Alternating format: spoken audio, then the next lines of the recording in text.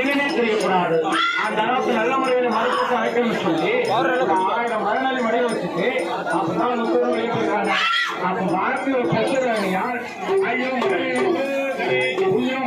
புரிஞ்சு பழனி கொண்டிருக்கிறார். அவன் பக்கத்தில் இருந்தா மூக்காயே அவன் அப்படியே வீட்டுக்குள்ள வந்தான்.